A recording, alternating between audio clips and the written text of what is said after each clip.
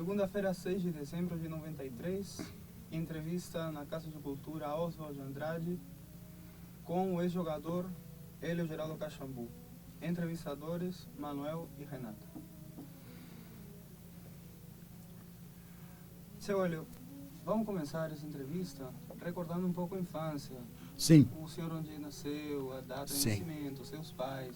Certo. Hélio Geraldo Caxambu.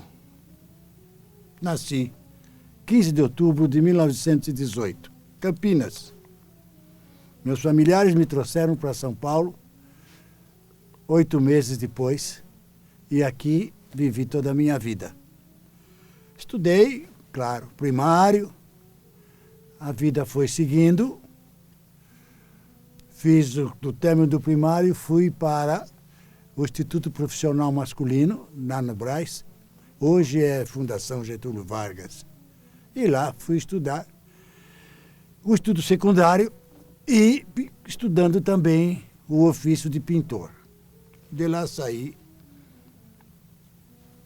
quando passei para o 4º ano, o que eu havia aprendido já valeu para trabalhar um pouco e fui trabalhar para ajudar a família, porque a vida não era lá essas coisas. Comecei num emprego ganhando 20 mil reais por mês. Posteriormente fui para uma casa de loterias na Rua Direita como pintor e, ao mesmo tempo, a carreira de futebol que vinha só aos domingos. Aconteceu que, na várzea do Glicério, onde morávamos, passei a jogar futebol e lá comecei com o Infantil e o Calol, depois Juvenil do Liberdade Futebol Clube, depois para o Esporte Clube também. Como estávamos ali no Cambuci, era o campo da Portuguesa de Desportos. E para lá me levaram para um treinamento de juvenis e acabei ficando. E fiquei na Portuguesa de Desportos de 32 a 37. Disputei campeonatos, fiz carreira. Fomos campeões de 1936 pelo campeonato da Ápia. E em 37, precisamente, dia 14 de março, fui convidado para vir jogar no São Paulo Futebol Clube. Aqui vi. E no São Paulo fiz uma carreira relativamente interessante, uma carreira, por que não dizer, brilhante. E fiquei no São Paulo até 1943. Neste caminho, fomos campeões em 38 pelo 2º time, fomos campeões em 43 pelos aspirantes, pelo time principal também. Mais tarde, acabei indo para a Portuguesa de Desportos. Já era março 44. E a Portuguesa de Desportos, joguei bastante. Devo lembrar também que no São Paulo, integrando o São Paulo, eu fui integrante da Seleção Paulista de Futebol, com meus 19 anos, que fui o goleiro mais novo desta seleção em todos os tempos. Na Portuguesa, como dizia, fizemos também nossa carreira. A Portuguesa cresceu de time pequeno para grande, na nossa mão, porque lá jogamos de 44 a 50. E a Portuguesa teve muitos louros, a Portuguesa conseguiu grandes vitórias, até que no ano 50, no final do ano 50, eu fui para o Clube Atlético Juventus. Praticamente forçado, porque este homem criou o Sindicato de Atletas Profissionais, que tem hoje 47 anos e que custou a minha carreira de futebol pelo fato de ter levantado a cabeça do jogador de futebol uma classe que não sabia a força que tinha. E hoje, o sindicato constituído, conseguindo, como conseguimos, a regularização do trabalho do atleta profissional, e eles hoje têm uma entidade que pulsa para eles e tem conseguido, na verdade, muita coisa. Minha carreira foi sendo diminuída e acabei indo para o Juventus. E no Juventus fiquei até 1952. Aí encerrei a minha carreira de futebolista. Concomitantemente na vida, acabei sendo também corretor. de vários setores, corretor de imóvel, corretor de investimento, corretor de seguros, corretor de capitalização, corretor de livros. Foi uma vida realmente bem pautada. Concomitantemente também fui juiz classista na Justiça do Trabalho, de onde permaneci 20 anos como representante dos empregados, pelo qual hoje me encontro aposentado, muito bem aposentado, no cargo de juiz classista. Isto já vem do ano 81. Acredito ter dito alguma coisa em que a minha vida se constituiu. Estou às suas ordens, meu amigo, para as perguntas que você queira fazer. Queremos voltar à sua infância. Queremos Sim. ouvir do senhor relatos sobre a casa do senhor, dos irmãos, como é que era o funcionamento da casa, como é que era a casa em que Bom, vivia. nossa família veio para a Rua Glicério, no Cambuci, e é uma família que estávamos com 10 pessoas e só 3 trabalhavam, a vida não era lá muito fácil. E aí veio morar conosco também um homem chamado José de Oliveira Diniz. Quem era ele? Este homem se tornou vereador 20 anos, cujo nome está lá na avenida, e nós começamos a vida dormindo no chão. A vida era risonha e franca, e graças a Deus chegamos aonde chegamos, e este homem chegou no ponto em que está, cujo nome está lá na avenida, vereador José Diniz. Acredito que a nossa infância foi realmente dura. Ele havia terminado o curso, ele veio de Casa Branca e havia terminado o seu curso lá e veio para a escola de farmácia aqui em São Paulo. Por sinal, acho que nesta rua mesmo deve ter. Aí é que ele estudou e acabou trabalhando numa farmácia em Santo Amaro, se tornando dono da farmácia e procurando atender a todos.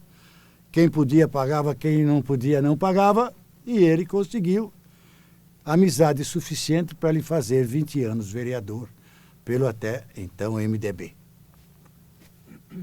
O senhor falou que morava com 10 pessoas na casa? Sim, tinha meus tios, dentre eles Armando Neves, compositor de violão, que ajudou a me criar, e este homem só se tornou célebre depois que morreu.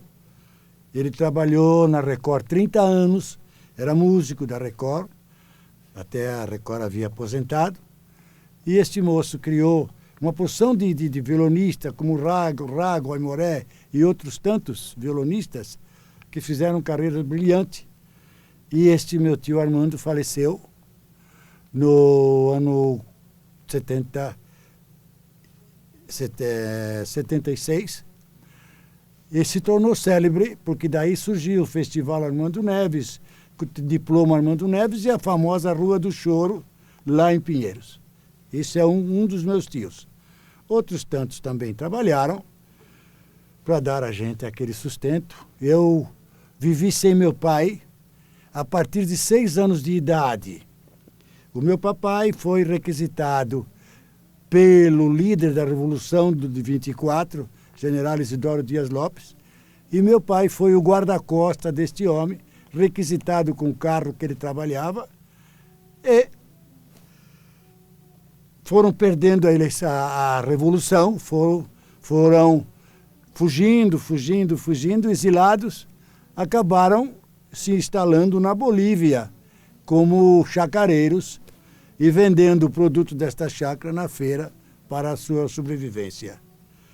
Quando Getúlio Vargas tomou posse, em 1930, veio a anistia e meu pai, também beneficiado com essa anistia, veio para o Brasil e em São Paulo, meio neurótico de revolução, contava pelas ruas um pouco dos segredos da Revolução, e o governo achou que devia confinar meu pai com outros presos políticos em Campinas, no Arraial de Souza.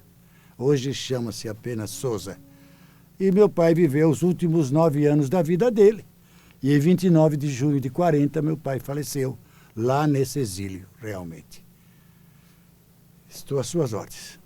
E Você estava falando há pouco, né, pra gente, seu pai trabalhou como motorista também. Motorista. Por isso é que ele foi o motorista e o guarda-costa do líder da Revolução, General Isidoro Dias Lopes. Ele trabalhava com um homem muito rico em São Paulo, ele tinha um carro bom na época, e o líder da Revolução, Isidoro Dias Lopes, convocou este carro e o motorista para trabalhar com eles. E eu vivi com meus tios que me criaram, minha mãe mais tarde se transformou como enfermeira e ajudou bastante a criar a mim e minha irmã, que hoje está com 73 anos, chama-se Vera também. Continue. A educação que você recebeu, conte um pouco da escola, onde é que você estudou, os primeiros passos na escola. Sim, o meu primário foi no Grupo Campos Sales, Fundação Campos Sales, que hoje até com incêndio está sendo até tombada. De lá fui para esse Instituto Profissional Masculino, onde aprendi a pintura. E aprendi tudo que se diz a respeito de pintura. Um pouco de paisagem, um pouco de letrista, um pouco de pintura de casa, um pouco de tudo. E a gente acabou saindo de lá, já com aquilo que aprendeu, dava para trabalhar um pouco e ajudar a família. E foi o que eu fiz. Em 1933, eu fui para uma oficina de pintura e placas luminosas também, na Rua da Liberdade, chamava-se Luminoso Brasil, e trabalhamos aí, ganhando 20 mil reais por mês. No futebol, já estava ganhando 20 mil reais por domingo. Então, com 100 mil reais por mês, eu estava rico. Estava produzindo, ajudando bem a família, né? Foi isso, na verdade. Joguei também em um clube Atlantique de gasolina, um campeonato comercial que tinha na federação na época também. Então, vim subindo concomitante com todos esses setores da vida. Posso... E essa pintura foi um dom natural ou alguém influenciou o senhor? Não, foi um dom natural. Fui para lá para aprender o ginásio e automaticamente também o ofício, que seria, porque lá tinha mecânica, marcenaria, funilaria, tudo isso, mas eu optei pela pintura, que eu, por vocação, achei que chegaria lá. Acontece que, ultimamente, pintar só minha casa, mas faz 20 anos que eu não pinto mais. Então, eu nunca mais voltei ao ofício, na verdade. E até quando se dedicou na pintura? Na pintura eu me dediquei até 1942, aliás, até 1940, que depois eu fiquei na firma como procurador. Eu saí da firma como procurador depois. Em 42 me casei. Foi exatamente dia 23 de abril de 42. Me casei e segui. Quando foi no ano 45, me levaram para trabalhar com títulos de capitalização. E eu me transformei dono do mundo nesse ramo, porque produzia bem. Mais tarde cresci com organização e cheguei a chefe de produção de uma das companhias da época. Mais tarde fui corretor de outros tantos setores. Acabei participando do lançamento de uma enciclopédia de futebol, no qual eu era professor de vendas, dava aula de áudio, enfim. Fiz uma equipe muito boa, de 60 e tantos produtores. Fiz até mulher vender futebol. Isto era anos 68, por aí. Dizia da minha carreira ainda, voltei para o São Paulo em 56. Vicente Feola me convidou para dirigir a escola de futebol dos garotos do São Paulo.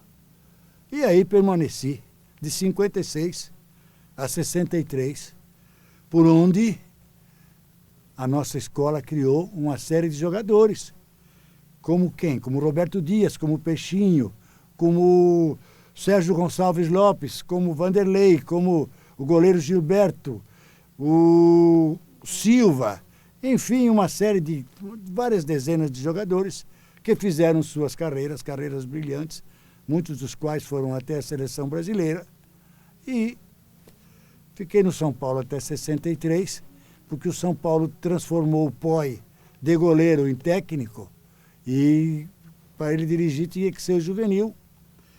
E eu passei para vender placas de propaganda no Morumbi e deixei o futebol de lado por algum tempo. Me vieram buscar mais tarde para dirigir o SAAD de São Caetano, e nós que pegamos o SAAD como um clube amador, deixamos o SAAD na primeira divisão em 1970. E não quis mais saber de futebol. Mandei furar todas as bolas do mundo. Essa história de vender placas, como é que era? Sim, placas de propaganda. A gente vendia 10 metros linear por 1,12 de altura em volta do campo. Fomos no Morumbi. Posteriormente passou para Morumbi Publicidade. E passou também o Poi trabalhava nisto, não? E Mário Nadeu, já falecido, que eles tomaram conta de lá. Eu fiquei um bom tempo vendendo placas de propaganda. Mais tarde vendi carnê, vendi título, vendi cadeira cativa. Tudo isso eu fiz para o São Paulo Futebol Clube. Como o senhor conciliava a sua carreira de atleta com a de pintor também? Não. De pintor eu trabalhava na Casa Fasanello. E a minha pintura da Casa Fasanello era fazer as placas de propaganda, quando vendia Sorte Grande. Era Fasanello e nada mais, vendeu 500 contos ou 1000 contos. Eram as placas de propaganda que a gente fazia para ficar na porta da loja, não? E praticamente fazia outros serviços também. Tanto assim que quando eu saí da Casa Fasanello, como posso dizer, como procurador da empresa. Eu trabalhava já com os cheques dos bancos. Naquele tempo a gente entregava o cheque, pegava uma ficha, né, no banco, e eu saía com 10 bancos, dava a primeira passada, retirava as fichas, depois voltava com o total de cada um, recebendo, para levar no Citibank. Um pacote de 300, 400 contos embrulhado no jornal, para não ser assaltado na rua. Naquele tempo a gente tinha isso. E aonde o senhor pegou essas técnicas administrativas, de dinheiro? Bom, a técnica eu aprendi vendendo títulos de capitalização. Como foi? Que a gente adquire uma desenvoltura que nunca mais encontra dificuldade nenhuma na vida em vender e realizar seus objetivos, não? Eu fui convidado em 1945 por um amigo.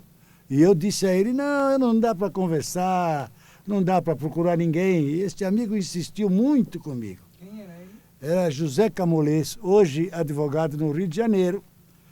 Ele me convenceu de que eu deveria me dedicar a vendas, aproveitando o nome do esporte. E graças a Deus o futebol me ajudou muito, porque o nome do esporte ajudou muito nas vendas daquilo que a gente se predispôs a fazer. Voltando um pouco à infância, aonde vocês jogavam as peladas? Na várzea do Glicério. E as roupas? Eu vou lhe contar. Se eu não saísse jogador de futebol, seria uma vergonha. Porque eu chegava em casa do primário, almoçava, fazia a lição correndo, mais ou menos, pegava 2 bananas, punha no bolso, ia para a várzea do Glicério e só saía de lá quando não se enxergava mais a bola. Então acabei era ponta esquerda, no time da escola profissional, no Instituto Profissional Masculino, eu era ponta esquerda do time da pintura.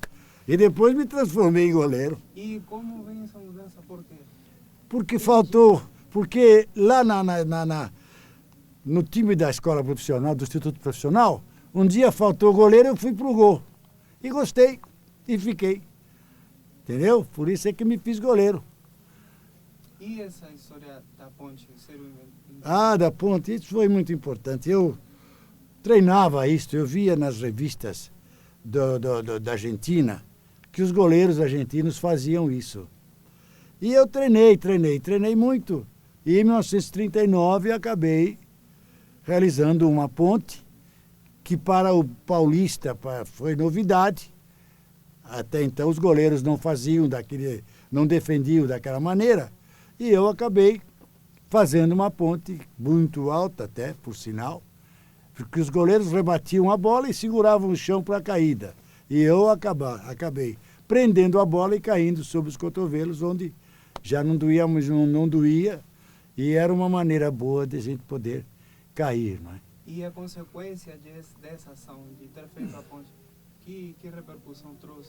Foi uma repercussão tão grande que 3 meses depois eu estava na seleção paulista, porque essa defesa impressionou e eu fui fazendo outros jogos, entendeu? Fui crescendo e fui à seleção paulista diante de 2 goleiros grandes da ocasião, que era o goleiro Jurandir e o goleiro Rodrigues, que era um grande goleiro na época. E eu acabei sobrepujando, jogando pela seleção paulista. E perdemos para os cariocas e ficamos vice-campeão em 39. Em que momento o senhor sai da casa onde você morava com essas 10 pessoas? Quando se dá a sua independência? A minha independência se deu crescendo nessa casa Fazanello de loterias, e onde me casei. Eu me casei com 23 anos, me casei e fui morar na Vila Pompeia. Por isso foi quando eu saí da Rua Glicério, onde moramos no 348. Daí eu fui morar na Vila Pompeia. Da Vila Pompeia fui para Penha. Da Penha fui para Campo Belo, no aeroporto. E do aeroporto estou agora em Brigadeiro Luiz Antônio. E daí eu espero mudar só para o cemitério de Congonhas, porque tem lugar. Essa é a verdade. E nessa trajetória toda, em que momento o senhor conhece a dona Dagmar? Dagmar eu conheci no ano 36, e só casamos no 42.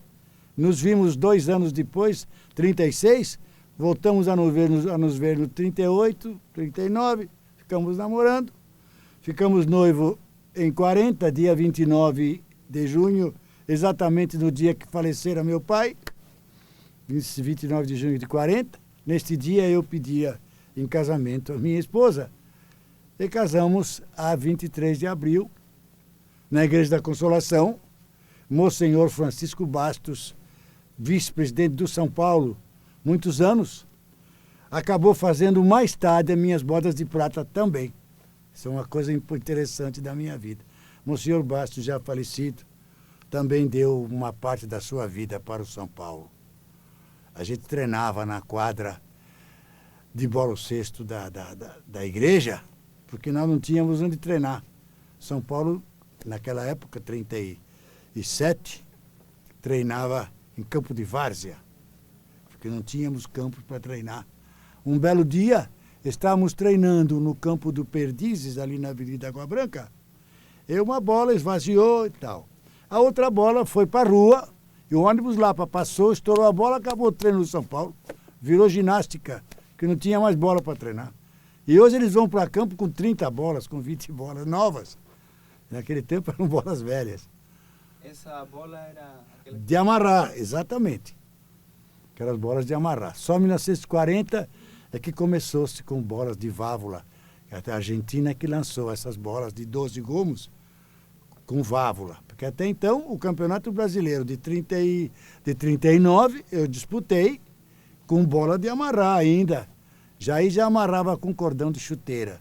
Era uma bola inglesa, MacGregor, se não me engano.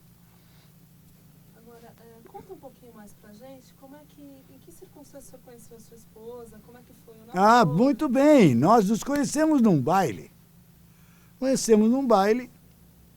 E, posteriormente, deixamos de nos ver, sei lá. E na outra festa, nos encontramos e já dançamos de rosto colado. Naquele tempo, de rosto colado já era noivo, né? E aí nós começamos a namorar sério e fomos muito felizes. Graças a Deus nos gostávamos. Nosso casamento durou 33 anos. Ela faleceu em 10 de abril de 75. Nós faríamos a 22, 23 de abril, mais um aniversário de casado, não resta a menor dúvida. Muito feliz, realmente. Tivemos um filho, meu filho consegui fazê-lo advogado, mas infelizmente faleceu. Me deixou 5 netos para criar, de 12 a 21 anos. Se Deus quiser, o ano que vem já temos uma advogada na família, que é a filha dele, mais velha. Tenho uma filha de criação que me deu também mais 2 netas. Então tenho 7 netos. Só comprar um videocassete e tocar de noite. Deus te abençoe, Deus te abençoe. Assim dá para falar com todos. Siga. O senhor não teve um referencial paterno na infância, né? Em quem se inspirou para o senhor dar educação ao seu filho e aos seus netos? Os meus tios. Eu devo isso a meus tios. Eram Alípio, Armando, Silvério, que me orientaram muito. Eu fiquei muito garoto na mão deles. Eu fui aprendendo a viver, indo para esta Casa Fazanello, e cresci também no futebol. Então, me deram orientação, disciplina, principalmente. Disciplina, eles eram muito rígidos, não? E eu fui aprendendo a conviver com o caminho do bem. E devo a eles, realmente, uma grande parte daquilo que a gente é hoje. Uma educação linha dura ou mais democrática? Não, mais ou menos. Não era assim tão duro. Mas, sabe, garoto sempre apronta, né? Garoto sempre apronta, então, claro. O que você se aprontava? Não, aprontava muita coisa. Uma vez eu fui chocar uma carroça e me passei na porta da minha casa pendurado na carroça. Em vez de pegar a carroça de lá para trás, peguei aqui e passei na porta de casa, chocando carroça. Quer dizer, falar em carroça, eu acho que eu vivo na maior era do mundo da vida. Porque eu acompanhei, eu venho da atração animal, e hoje nós estamos com o computador, o homem na lua. Então, não tem mais novidade nenhuma. A era que eu estou vivendo é uma era muito bonita, porque veio num crescendo. Veio num crescendo a vitrola, o rádio, veio naquele crescendo tão bonito. Hoje nós temos laser. Coisa maravilhosa da vida, gente. O senhor falou que um dos seus tios, né, Sim. era músico. Músico Como é que entra a música na história da vida do senhor, né? A minha música entraria violão. Mas a minha mão de goleiro muito dura não dava para mexer os dedos e o compasso já foi embora e eu não aprendi a tocar violão. Toquei bateria um pouco. Violão, escutava muito. Eu escutei muita música, muito violão. Minha casa foi uma casa de música, porque diariamente vinham violonistas, uns alunos do meu tio e outros que vinham para cantar, fazer serestas, né? E eu, garoto ali, fui acompanhando. E não posso me queixar, tive uma boa orientação. Só que não deu para solista, não. Deu para bateria um pouco, mas assim mesmo encerrei muito tempo. Isso na concentração também? Concentração a gente jogava um pouco mais de baralho, de vez em quando cantava, entendeu? E no meu tempo não se concentrava muito, não. Como era? No meu tempo, por exemplo, no São Paulo, concentrava. O São Paulo concentrava, na véspera do jogo, a gente dormia num hotel. Hotel Carlington, na rua Líbio Badaró. Depois um outro hotel na Avenida Ipiranga. Esqueço o nome agora. Então dormia-se apenas lá. Na Portuguesa de Desportos, só concentrava quando jogava contra os grandes. Porque a Portuguesa era um time pequeno na época, né? Então, quando jogava com Palmeiras, Corinthians e São Paulo, a gente concentrava. Os outros jogos, não. Aí a gente era chamado para a sede do clube às 10 horas da manhã. Almoçávamos no restaurante Guanabara, que a sede da Portuguesa era no Lago São Bento. E a gente almoçava no restaurante Guanabara, voltávamos para a sede, ficávamos lá divertindo um pouco, e de táxi íamos para o Pacaembu jogar. Isso foi muitos anos, Portuguesa. Às vezes, dava louca neles, eles concentravam a gente 5 dias. Levava para o mato, luz de vela, ficava longe do mundo para jogar, porque aquele tempo se jogava com a honorabilidade dos homens, como se troca de camisa. Então era jogador na gaveta, era jogador vendido, tinha essas coisas. Entendeu? Então eles pegavam a gente e levavam para confinavam a gente 5 dias. Eldorado, Santo Amaro, por aí. Siga. Fora do futebol, o que o senhor gostava mais de fazer? Que atividade paralela o senhor gostava? A atividade, a minha vida de corretor foi muito bacana. Minha vida de corretor me fez um homem solerte na profissão. Fiz tanta coisa, faz tanta coisa. Eu fui... Qual era a função do senhor mesmo? Eu, por exemplo, fui chefe, comecei como produtor de capitalização, fui a inspetor, fui a chefe de produção e depois fui para outros ramos, por exemplo, como corretor de imóveis, eu vendi muito terreno de praia, como corretor de investimentos, como eu trabalhei, por exemplo, para a Univest, e a Univest vendia seguro de vida com fundo na bolsa. E esta Univest, houve uma queda muito grande na bolsa e a Univest fechou. E o Banco União Comercial, que era da Univest, fez um aumento de capital e eu trabalhei com eles no aumento de capital.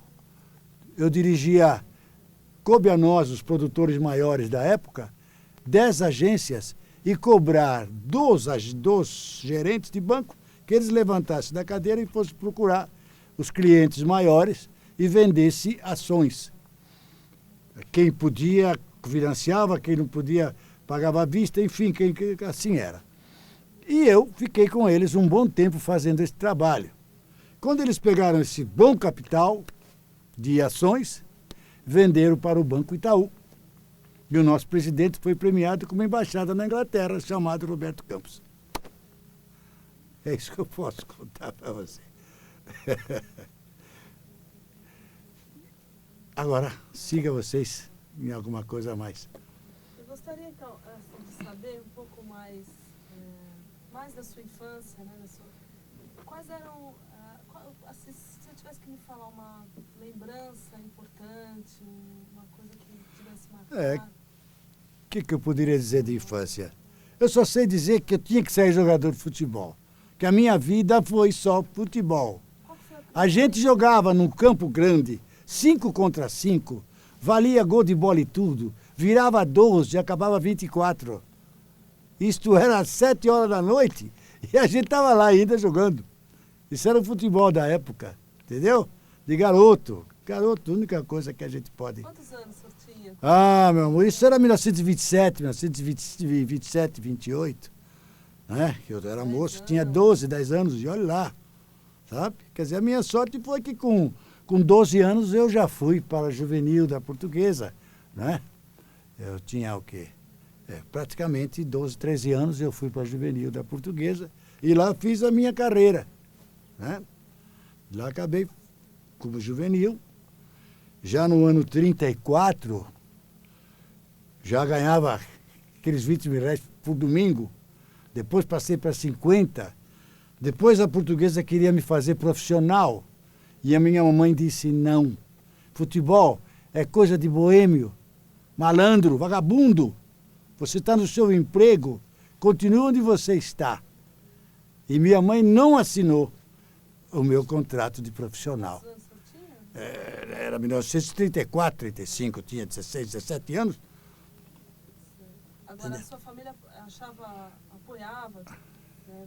Gostava de ver o senhor jogar? Passaram a gostar depois da carreira, né? Mas no começo não, porque minha mãe dizia que o futebol não era... Na verdade, o jogador era muito boêmio na época mesmo, né?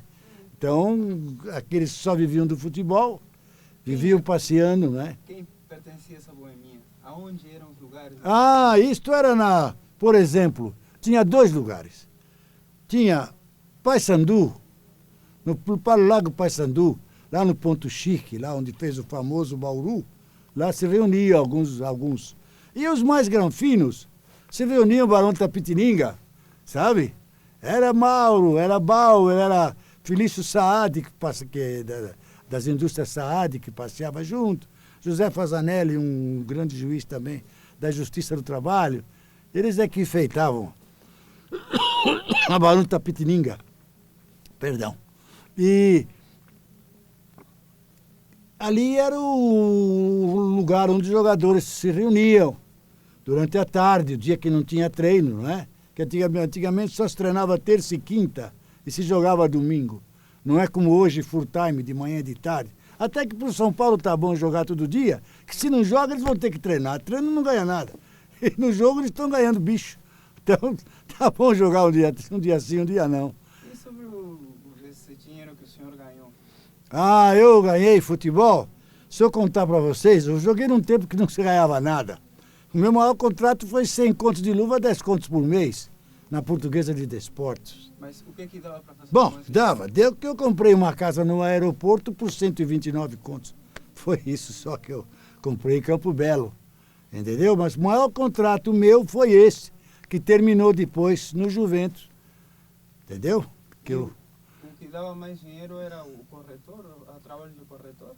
Depois? Sim, o trabalho de corretor passou a dar um bom dinheiro. Entendeu? O futebol já não deu mais tanto, porque aí do Juventus, eu terminei no Juventus e fiquei um bom tempo como técnico. Ganhava regularmente. Fui para técnico do Clube Atlético Ipiranga. Fiquei no Ipiranga até ser de 52 a 54. Começo de 55 fui para o São Bento Sorocaba. No São Bento Sorocaba fiquei até 56, quando eu vim para o São Paulo e fiquei de 56 a 63 na escola de futebol dos garotos. Fui auxiliar técnico de todos eles que passaram por lá na época. Inclusive, fui assessor de Bela Gutmann, que era o técnico húngaro que o São Paulo teve, que deu o título de 57 para o São Paulo. E eu era seu assessor. Ele transmitia em italiano, a gente entendia um pouco, e transmitia as ordens para os jogadores. E de onde o senhor sabe italiano? Porque minha avó, a mãe da minha mãe, era italiana. Tinha isso também. A mãe de minha mãe era italiana. Minha avó Matilde. Ela veio no segundo contingente de colonos italianos para as fazendas do Brasil. Por sinal, foram para Campinas, minha avó. E lá conheceu, veio com uma filha.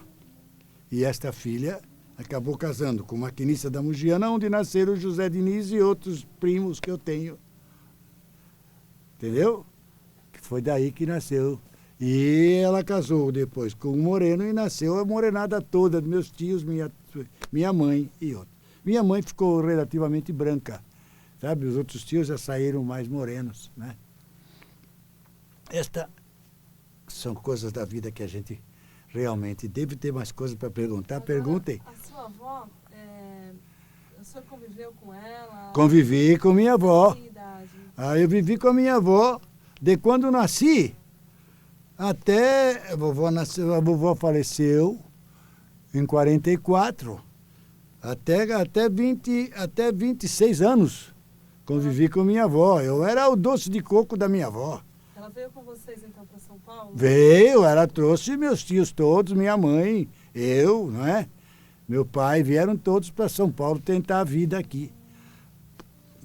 Estabeleceram ali na Rua Glicério e lá eu fiquei até quando casei, em 1942. E eles continuaram lá, até mais ou menos tios meus, ficaram lá até os últimos 20 anos para cá. Já mudaram de lá. A maior parte da família foi terminando também. Por sinal, da terceira geração da minha família hoje, sou eu e minha irmã os mais velhos do nosso lado. Do lado do Zé Diniz tem irmãos dele também, mais ou menos a minha idade. E o que a sua avó fazia de especial com o senhor? Minha avó gostava. Minha avó, ela me esperava para almoçar comigo. Eu vinha almoçar em casa, trabalhava na Rua Direita, eu vinha almoçar em casa e ela me esperava para almoçar. E ela fazia um frango com polenta espetacular. Minha avó fazia, era uma coisa notável. Gostei muito da minha avó. O senhor sabe de que região ela veio na Itália? Minha avó era vênita. Terra da Polônia. Vênita. E Esta filha que ela trouxe teve 11 filhos. José Diniz e mais 10. E hoje está na 5ª geração deles já. Nossa geração está caminhando para a 6ª agora. É uma vivência. E o seu avô? Meu avô, eu não conheci meu avô, pai da minha mãe. Não conheci. Conheci também minha avó, mãe do meu pai, e conheci tios. Meu avô, por parte também de pai, eu não conheci. Não, nasci após a morte deles, né? Então não os conheci. Mas as avós convivi bastante com elas. Dos dois lados, a avó do meu pai e a avó, mãe da minha mãe. Fizemos, na verdade, uma boa vivência, não resta a menor dúvida. Que memória o senhor tem da Revolução de 32? O senhor acho que tinha 30 Na Revolução, a Revolução de 32, que memória eu podia ter? Batalhões infantis, eu participei de um. Como você foi? Porque criou-se aquela propaganda, aquela coisa toda. Então as crianças resolveram fazer batalhões infantis, porque havia a apresentação dos voluntários adultos, não é? E se formavam os batalhões que iam para a Revolução. E os garotos faziam também seus batalhões.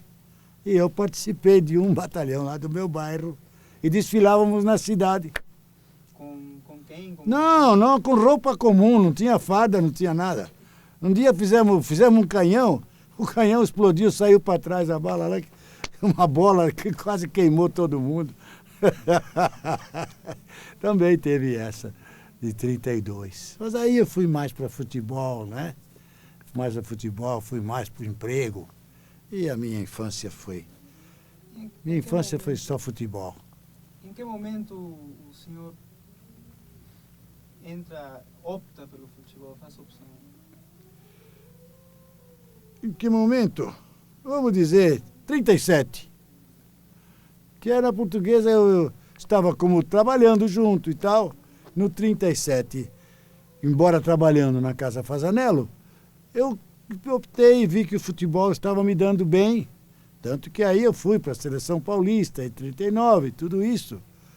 E o patrão também me facilitou a vida, me deixava sair para treinar, que é tão difícil naquele tempo, tinha que escolher o futebol ou o trabalho. E o patrão concordou que eu treinasse, saísse para treinar futebol. Tanto que eu fiz meu padrinho de casamento, como gratidão, foi padrinho de casamento meu. Então ele dava ao senhor certo status. Dava. Porque também, para casa, era importante ter o goleiro da Seleção Paulista na vitrine pegando os bilhetes de loteria para dar para os fregueses. Também. Trabalhava também no balcão. Apesar de pintor, ia para o balcão também, dentro da vitrine, escolhendo lá bilhetes de loteria para os fregueses da casa. O senhor lembra a primeira vez que foi ao estádio? A primeira vez que fui ao estádio? Onde posso dizer? Pro campo. A primeira vez que fui no Parque Antártica. Fui ver jogar São Paulo e Portuguesa Santista, que era o primeiro jogo do São Paulo novo. No Parque Antártica, porque eu jogando na Portuguesa, era na rua Cesar Ramalho, no Cambuci. Aí eu ia já como jogador, mas como garoto, assistir futebol, eu fui ver o jogo. Não. Fui ver no Parque São Jorge, como já mocinho, um jogo entre veteranos paulistas e uruguaios. Foi a última vez que eu vi jogar Arthur Frederich. E Petronilho também de Brito. Grandes jogadores que guardei. Foi no Parque São Jorge. Foi das primeiras vezes que eu fui a campo de futebol. E o senhor ia sozinho ou acompanhado? Não, ia sozinho, fui sozinho. Eu fui muito pouco de amigos, turma, sabe? Sei lá, na vida não coincidiu. Eu tinha minha turma de futebol, ou era aqui ou era ali, então eu não tinha mais oportunidade de fazer as outras amizades externas. E dentro de casa era introvertido? Não, dentro de casa tudo bem, importante. Criei meu filho com aquela liberdade, não? Fiz do meu filho o que eu pude. E, lamentavelmente, ele com 41 anos foi embora, né? Com problema renal. Paciência, ficou para mim criar os filhos e acabei criando. E estão aí, eles moram em Campinas. Ele deixou lá a casa própria para eles, deixou carro, tudo, não? E eles estão bem. Podiam estar melhor com o pai, mas lamentavelmente não tenho mais meu filho. O que isso também mexeu um pouco comigo, porque a perda de um filho a gente perde metade da vida. Mas Deus me deu força e eu estou aí, firme, criando meus netos à medida do possível. Né? Siga. O senhor mora com quem hoje? Hoje moro sozinho, com uma empregada que chega às 9 e vai embora às 5, às 4, depende. Eu, de um tempo a esta parte, vivo só. E tudo bem. Minha cabeça funciona bem assim. Tenho amigos, amigas e vivo bem. Sou sócio do Clube Atlético Indiano também. E lá me divirto um pouco. Dirijo o time de VTG. Joguei muito futebol lá. Ganhei muitos troféus, muitos campeonatos. Lá no Indiano, lá em Guarapiranga. E hoje eu me divirto dirigindo o time de veteranos e jogando baralho, jogando tranca, jogando buraco, essa coisa toda, aos sábados à tarde. Então, esta é a minha vida. De vez em quando tem um baile e a gente se diverte. Por que o senhor nunca mais se casou? Olha, eu casei. Eu tive um casamento no ano 76. Eu encontrei uma prima da patroa com o mesmo nome, chamada Dagmar. Como vai a vida, a gente se via nas festas da família, se via durante o ano. Encontrei. Esta diz, como vai Dagmar? Minha. Falei, Dagmar faleceu. Ah, não diga, tal. E você? Ah, eu estou divorciada, desquitada, tal. E eu achei que convenientemente seria um belo páreo para mim, um bom casamento. E tentei, fiz um casamento, por sinal, até muito bonito. Fiz lá o Clube Atlético Indiano, me deu salão, fiz um casamento bonito, parecia a festa do Arley, sabe? Bonito, com bufês e com tudo. Mas acontece que esse casamento durou 2 anos e 3 meses só. Porque eu nunca vi pessoa tão ciumenta como a patroa que eu arranjei. Tinha ciúme dos velhos que jogavam futebol comigo. Então, não deu muito problema. Então não deu certo e tudo bem. Terminou em 79. Então, antes só do que mal acompanhado. De 79 para cá, como é que é o cotidiano do senhor? Meu cotidiano é viver, vejo televisão muito, vou a festa, tenho amigos, amigas que me visitam, jogo um baralhinho, brinco. Esta é a minha vida e vivo muito bem assim, graças a Deus. Não tenho como problematizar a minha vida, não tem. Tudo bem, vivo, estou aposentado, muito bem aposentado, então não tenho problemas, graças a Deus. O senhor tem um sonho ainda na vida? Não tenho, estou bem, quero viver o máximo que eu puder como eu estou vivendo. Não ando bem, porque o coração agora está um pouco mais fraco do que a máquina, mas tudo que eu puder de vida para frente eu gostaria que Deus me preservasse, porque eu amo a vida. Amo mesmo. O viver é muito importante. Conta pra gente um pouquinho, então, das suas paixões. Paixões. Que paixões teria? Seria uma parte de futebol, que eu vejo muito. Futebol que eu vejo muito. Antigamente gostava de teatro de revista, hoje não gosto mais. Ia muito de teatro de revista. Tenho, por exemplo, 3, 4 teatros lá, em volta da minha casa, e não vou ver. Devia ir, porque é tão bacana, tão perto, não é? Teatro Imprensa, Jardel, Teatro Bibi Ferreira, está tudo ali, eu moro ali. 100 metros para cá, 100 metros para... Estão todos ali. E eu não vou no teatro, devia ir. Entendeu? Faz tempo agora que eu não vou mesmo. Então fiquei aquele homem pacato em casa, vendo televisão. Por quê? Se vai para longe, podem roubar o carro. Então a gente fica cerceado hoje. Eu fico na minha casa, está tudo bem, está tudo em ordem. Tenho amigos e amigas que me visitam e eu vivo bem. Muito bem. O que o senhor lembra dos teatros e revistas daquela época? Ah, muito. Grande Otelo, Oscarito, Virginia Lane, Terci Gonçalves, Dorinha Duval, Rosa Rondelli, Renata Fronzi, tudo isto eu guardo na minha memória, porque teatro foi muito lindo, foi muito bacana. Walter Pinto, com as suas companhias de revista, a Record, que trouxe Nat King Cole, que trouxe Armstrong no Teatro Paramount, tudo isso a gente viu. Inclusive, quando veio o Steve Onda, a única vez que veio para o Brasil, a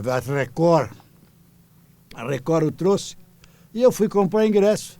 E eles, conhecidos como eu era, me deram um lugar privilegiado para sentar na casa. Então, toda vez que aparecia o público aplaudindo, começava por mim e minha patroa. Tanto assim que eu tenho esse vídeo hoje, e para meus netos que não conheceram a avó, ficam conhecendo pelo vídeo. Hã? Ah, meu amor, faz 20 anos isto, mais ou menos. 20 anos, Teatro Record. Como o senhor chegou a ter amizade com esse pessoal do mundo artístico? Não tinha assim tanta amizade, mas era um frequentador assíduo. Tinha amizade, uma pessoa, outra, mas... Sim. Tive muita amizade com artistas bons. Tive muita amizade, sim. Marli Marley, Renata Fronzi, Dorinha Duval, muito também. Quem mais? Colé, Oscarito. Enfim, uma época, não lembro agora assim de todos, mas como a gente era mais ou menos conhecido, então era uma amizade, um intercâmbio, não é? Muito interessante. Eu fui muito a teatro. Lamentavelmente hoje não vou mais, porque não temos mais companhia de revista. Os nossos ídolos das companhias de revista passaram a ir na nossa casa pela televisão. Walter Dávila, por exemplo, grande ator, não é? Que acabou indo para a televisão. Outros tantos grandes atores que estão na televisão e que hoje eles vêm na casa da gente, por que eu vou à procura deles, não é? Diga bem. Eu queria saber quando o senhor comprou a primeira televisão, que lembranças? A minha primeira televisão foi o seguinte. Eu tinha uns amigos fiscais aduaneiros que me facilitariam que eu conseguisse, me dariam uma televisão e eu tinha que arranjar 400 cruzeiros em dólares. O dólar naquele tempo custava 3.500, 2, sei lá. E eu não tinha esse dinheiro. Então ficou um pouco mais difícil. Aí mais tarde acabei comprando o televisor branco e preto, não é? Isto já era ano 60, 42, não, 40, 62, ano 60 mais ou menos. Aí eu consegui televisor e adorei. A televisão hoje é minha grande companheira. Televisão é tudo. O que o senhor gostava de assistir? De assistir? Eu assisto muito novelas, eu assisto muito. Lima Duarte é um grande ator. Lima Duarte, para mim, é um dos maiores. Como é que chama aquele Jacinto? Não, como é? Meu Deus. Bom, tem uma porção deles, mas este Paulo Gracindo, grande ator, filho dele também. Quem mais poderia lembrar desses? Eu lembro, assim, os nomes agora não vêm. Grandes atores e atrizes, eu vejo muito. Estão na nossa casa todo dia e eu não lembro agora para falar para vocês. Mas digam, filha. Como é que o senhor assiste televisão? Provavelmente assiste futebol pela televisão. Sim, futebol também. Eu queria que o senhor contasse um pouquinho para a gente como é que o senhor vê o futebol agora e como era na sua época. Bom, isto aí, o futebol antigo não tem termo de comparação com o futebol atual. E eles também não têm culpa, porque a gente era preservado. A gente treinava terça, quinta, e jogava domingo. Hoje eles jogam, trabalham todo dia, de manhã, de tarde, gastam todo o corpo, na hora do jogo vai jogar o quê? Vai jogar o quê? Fizeram gladiadores do nosso futebol. Esta é a verdade. Tá? Treina de manhã, bola, de tarde, bola. Chega dia de jogo, tá de bola até o nariz, não é? Então, o futebol passou a ser muito mais, como eu posso dizer, o futebol ficou muito mais difícil pelo preço que custa o futebol. Tá entendendo? O futebol hoje está muito caro. E as promoções do futebol obrigam a ter sempre vencedores. O perdedor, se perde 2 jogos, tem que ter um responsável para justificar aquela derrota. O técnico vai embora na terceira derrota e o diretor fica lá, na posição de destaque. Por exemplo, a saída do técnico cobre os erros dos dirigentes que contratam mal. E hoje, quando se perde, tem que ter um responsável pelo preço da comercialização do futebol. Milhares de pessoas ganham neste país a vida nas costas desse futebol. E o atleta, que é o dono do espetáculo, não tem nenhuma participação em renda de campeonato. O prédio da Federação Paulista de Futebol foi construído com renda de futebol, do nosso suor, do nosso sangue, e não temos sequer uma parte da renda para o nosso sindicato. Diga bem. O senhor chegou a ser responsabilizado por essas... Goleiro. Sim. Já foi responsabilizado? Por derrotas? Oh, já. Teve um jogo, Portuguesa e Corinthians, nós perdemos 5-2. Eu falhei num gol, tomei mais 4 indefensáveis. Mas, por aquele gol que eu tomei, eu paguei pela derrota toda. Então, Portuguesa me encostou, me pagava prêmio, tudo, bichos, luva, tudo. E não me deixava jogar, por causa daquele jogo. Fiquei de fevereiro, foi dia 2 de fevereiro de 50, esta partida. E a Portuguesa me encostou. Até agosto, setembro, joguei um jogo ou outro lá. E quando foi 19 de outubro, eu fui para o Juventus, porque tinha aquela perseguição do problema sindical, sabe? Quer dizer, o fundador do sindicato e tal, o Lula da época, era o homem que fez com que o jogador de futebol virasse comunista. Eles achavam que eu era um comunista. Quem era o Lula dessa época? Estou dizendo, está entendendo, filha? Eu, com essa criação desse sindicato, me transformei num Lula da época. O senhor é O fundador do Sindicato dos Atletas, que tem 47 anos agora. Com mais quem? Ah, com Renganeschi, com Leônidas, com Vicente Fiola, com Joreca, com Hélio Silveira, com Pedro Otávio Camargo Penteado, com Canhotinho, com Moacir, uma série de amigos que ajudaram a gente criar esse sindicato. Como é que surgiu? Era uma associação, já fazia um ano que eu vinha falando com os jogadores para que nós criássemos a nossa entidade. Até que tomou pé e nós, numa reunião preliminar na radiodifusora, lá no Sumaré, sob a direção de Aurélio Campos, falecido, criamos a nossa associação de atletas profissionais.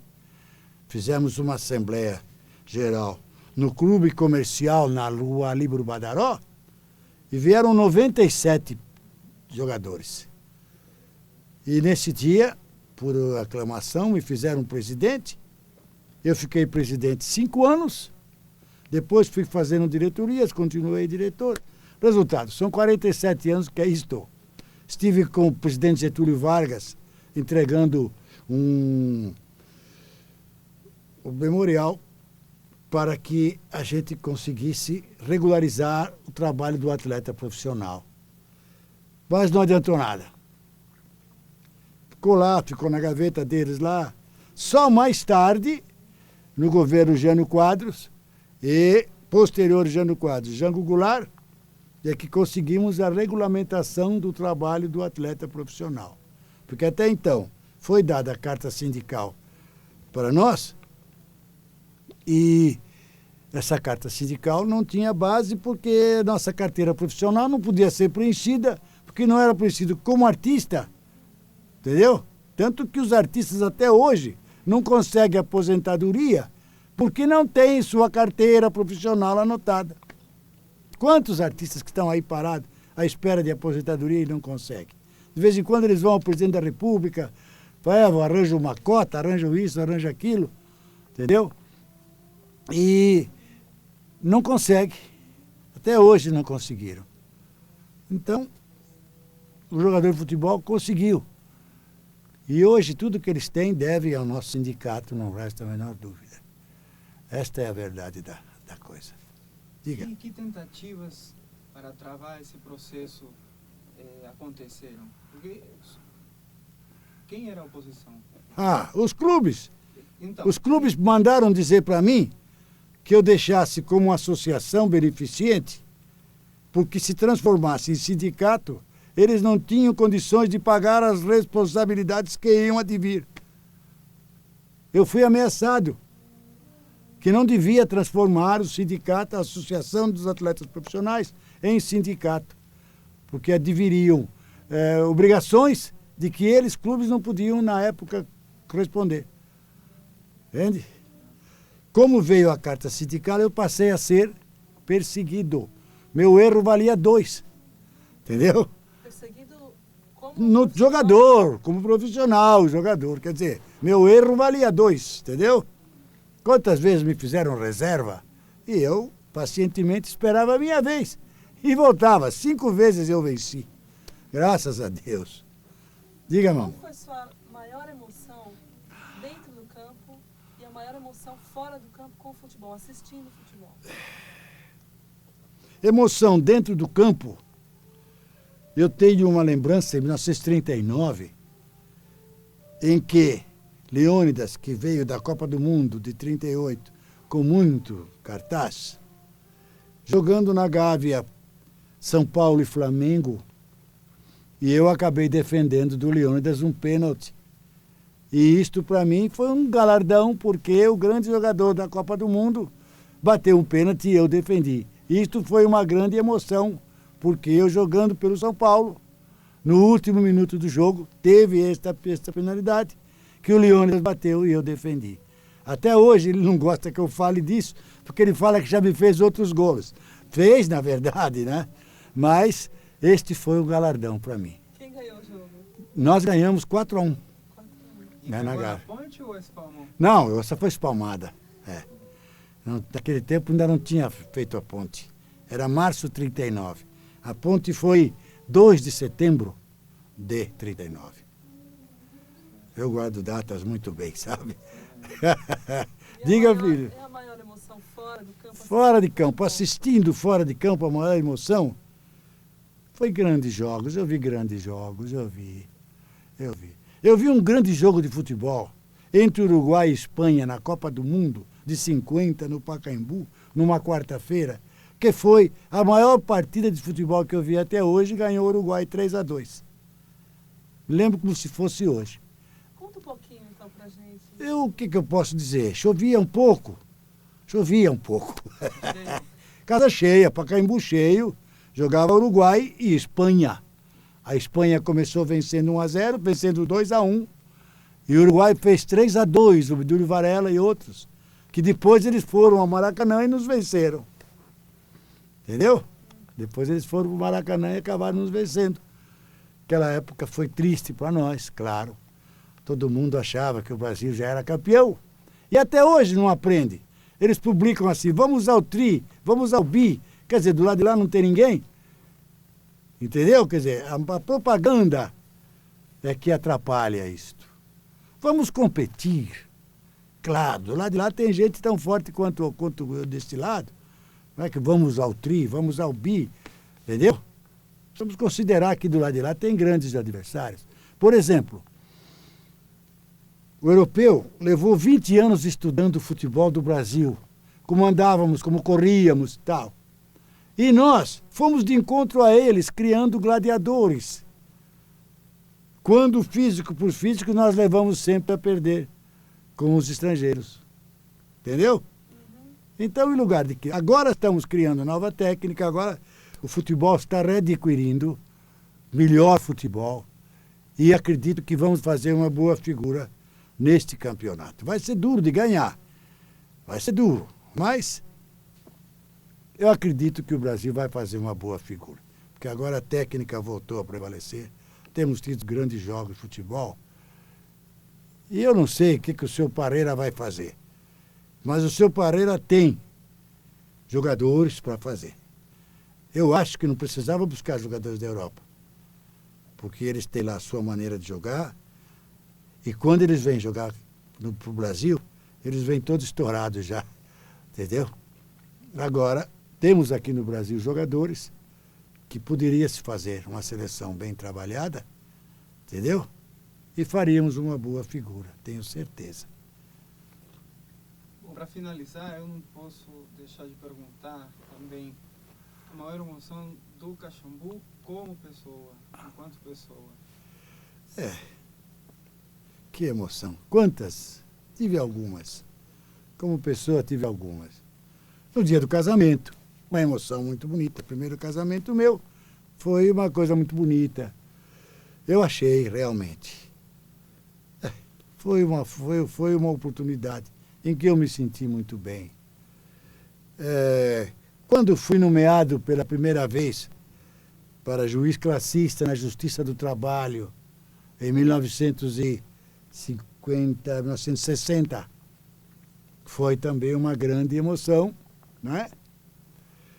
Que mais que teria de emoção? E quanta coisa a gente agora não sabe assim especificar uma para dizer que a gente...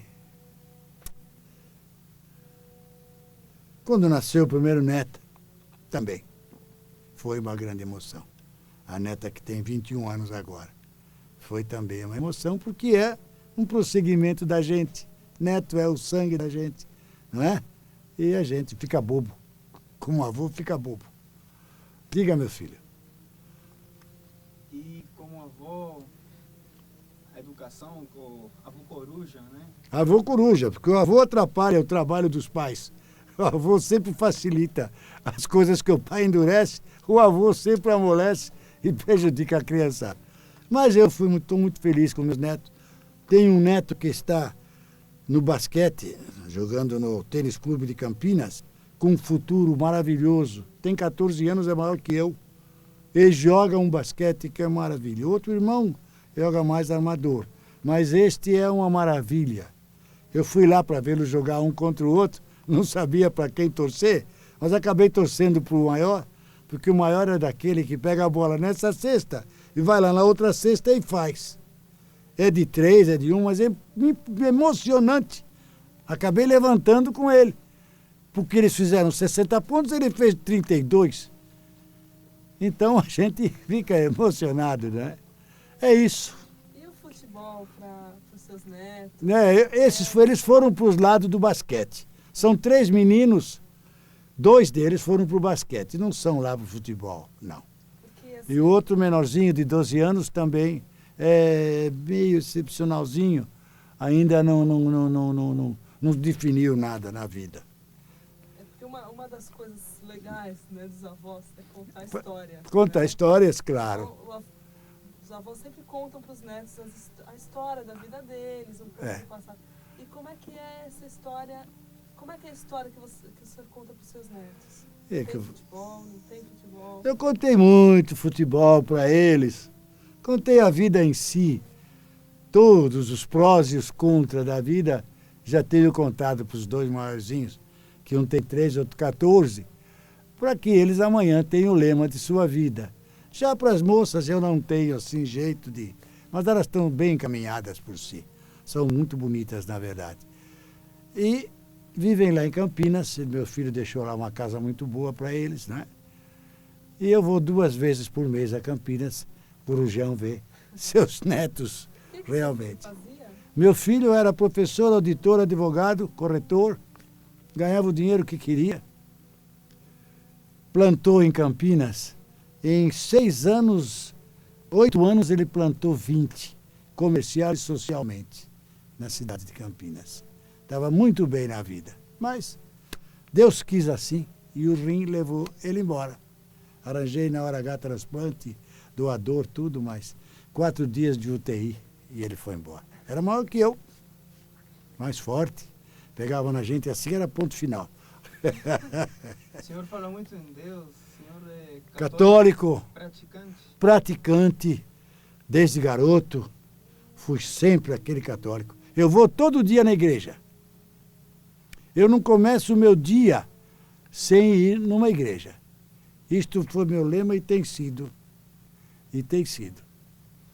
E isso da onde? Com quem o senhor pegou isso? Isso veio de meus tios, minha mãe, que eram muito católicos, iam em procissões, não? E eu ia com eles, então eu acabei sendo, fiz a minha primeira comunhão em 1927, na igreja de São Gonçalo, ali no Largo João Mendes, e frequento esta igreja até hoje. Podendo, vou diariamente lá. Vou no São Francisco, vou na Igreja da Liberdade, enfim, me dou bem com os santos, graças a Deus me dou bem. Não sou aquele católico de confessar e comungar, não. Mas posso falar com Deus até na minha casa. Por exemplo, eu vou a Bom Jesus de Pirapora há 48 anos, no domingo de carnaval, eu vou a Pirapora, acendo minha vela, assisto minha missa. Isto eu faço durante todos esses anos. Por que Pirapora? Bom Jesus de Pirapora, é um santo milagroso que a gente tem, que é o meu protetor, que me ajuda, Santo Antônio de Categeral também. E eu ia domingo, porque era a única ocasião que não tinha jogo de futebol. Então, era o dia que não tinha futebol, domingo de carnaval, não é isso? Então eu passei aí, 9 horas da manhã, desde o ano 44, que estou indo a Pirapora. E não falhei um ano, se Deus quiser. Não falhei e não vou falhar, enquanto for vivo. É doente, com disenteria, com tosse, eu vou. Com carro, sem carro, amigo me leva, mas eu vou realmente. São 48 anos que eu faço Bom Jesus de Pirapora, que é o santo da minha devoção. Siga. O senhor gostaria de acrescentar mais alguma palavra a esse depoimento? Eu poderia acrescentar que, em fazer este trabalho para o São Paulo, para que a gente passe a fazer parte do seu acervo, em gravando isto, com pessoas amigas, simpáticas como vocês, eu agradeço a atenção de vocês. Ao São Paulo, eu sou hoje, com o Luizinho Mesquita de Oliveira, o jogador mais antigo do São Paulo vivo. Eu sou hoje, do ano 37. E tem o Luizinho Mesquita, que é do ano 31, que está agora com derrame, está até no interior. Então, nós dois somos os mais antigos defensores do São Paulo. O São Paulo tem me homenageado, já me homenageou no 83, já me homenageou no 87, fez agora esta homenagem que a gente teve recentemente da moeda caiu de pé, que foi uma festa muito bonita. Nós vimos que jogadores que não nos víamos há 30 anos, não?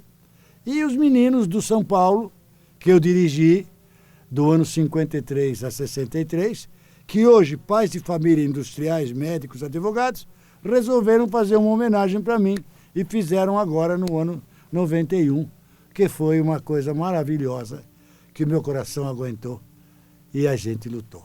Portanto, eu agradeço esta oportunidade e vamos de encontro ao São Paulo, que é o clube que a gente gosta, é o clube do coração. Muito obrigado. Nada. Valeu. Valeu.